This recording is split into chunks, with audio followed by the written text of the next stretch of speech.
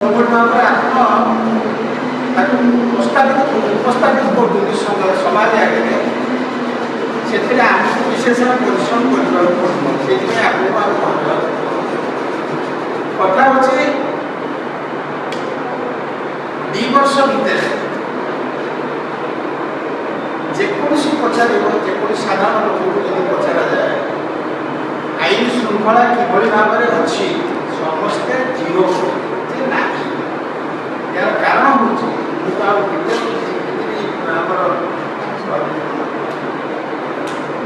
मुखपात्र सब कहे सब घटनाक्रम शेष पॉलिटिकल कथा लोक जो सरकार को निर्वाचित करते जार अवधि थाए 5 वर्ष